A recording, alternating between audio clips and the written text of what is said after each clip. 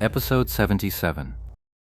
In the woods, Blue River could barely make out the goblin merchant, its butt in the air and its huge pack on its back, chasing after Lord Grim. As for the rest of Tyrannical Ambition, they had all scattered behind the trees, becoming the hands firing cold shots from the shadows. And yet, when this same goblin merchant faces ordinary players, it's all bouncing and hopping, hurling junk from its pack with wild abandon, utterly carefree. So why is he struggling so much against Lord Grim now? He just threw a grenade, and Lord Grim knocked it right back in the air so it blew up in his own face. What an idiot. Why are you using a timed grenade? The trigger kind. Even so, to knock a thrown grenade right back onto the goblin merchant's head, Lord Grim isn't just fast. His microcontrol is incredibly precise.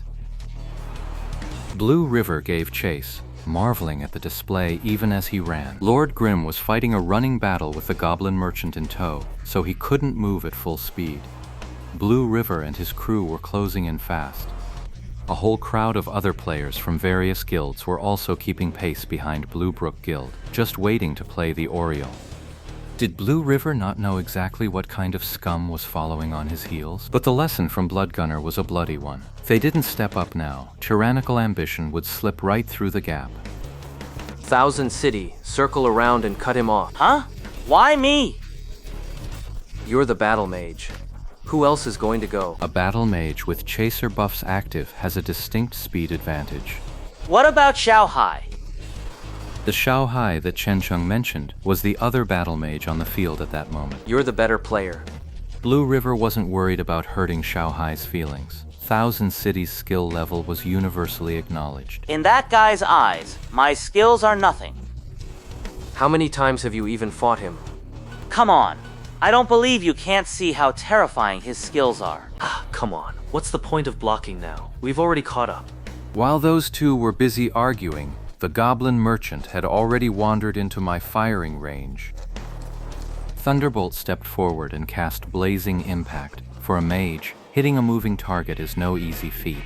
You need to know your spell's exact cast time, accurately judge the target's movement and speed, and calculate the perfect lead.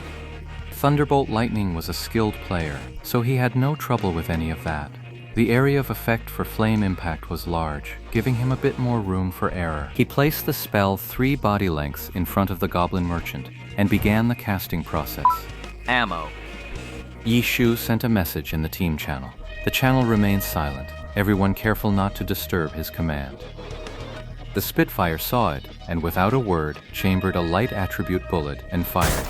The light attribute bullet crackled with electricity and struck the goblin merchant with a sharp, sizzling impact. Electricity crackled across the goblin merchant's body. He shuddered, paused for a split second, then suddenly veered off, sprinting toward a tree to the left. Damn it. Thunder and lightning, utterly speechless. His spell was already finished. A pillar of flame was about to launch the goblin merchant sky high. A perfect 2-second window for them. Wasted. Who could have guessed that this idiot goblin merchant would suddenly shift its aggro and veer off in another direction?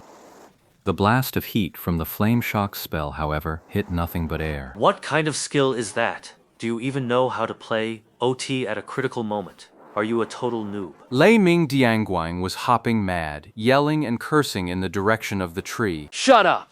After a brawler from Bluebrook Guild spoke, he hurled a brick. While a flying brick halves all its usual effects, this one was aimed at the back of the goblin's head as it ran. That boosts the chance of landing a hit by another 50%, making the odds of triggering a stun pretty decent. It would buy him a little time. But who could have guessed? The brick had barely flown halfway when a gunshot rang out. Crack!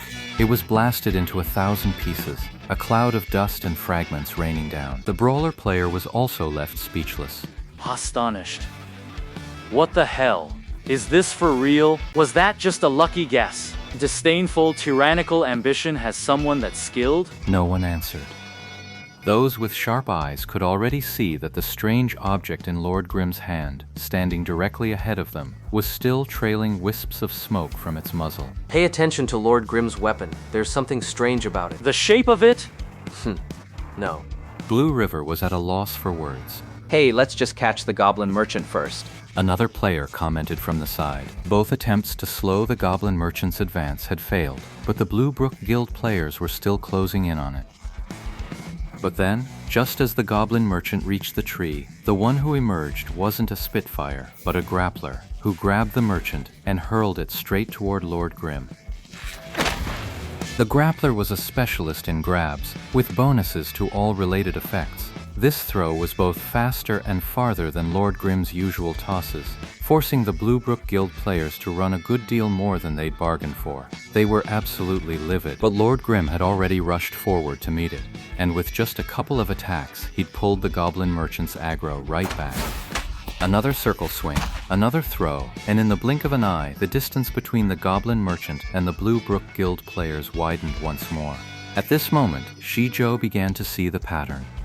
That OT just now might not have been an accident. It was their setup. It was deliberate. What did you say? They're trying to use this method to actively control the goblin's positioning, then dodge our pursuit and take down the goblin merchant in one go. Is that even possible? The proof is right in front of us. It was Lord Grim. His command made all the difference. What do we do? Split into pairs and fan out. We'll take them down one by one. We won't let someone else swoop in and take the prize, will we? These rabble won't amount to anything. Where's the Herb Hall crew? Haven't seen them at all. That scumbag Chi-Chienzi is up to his dirty tricks again. We need to be on our guard. Hey, where are our guys? Where are they? Blue River was getting anxious. Their Blue Brook Guild wasn't just these dozen or so people. Herb Hall is here. But at that very moment, Shijo suddenly said this. Blue River looked ahead, and sure enough, a cluster of figures flitted through the trees opposite. Though the names above their heads were blurry, Blue River instantly recognized them as members of Herb Hall, thanks to his years of rock-solid experience dealing with them. They went for the rear path. That trash Chi-Chienzi. He must have gotten another tip-off from a spy. While he's busy holding off Lord Grim, we grab the boss back. Go!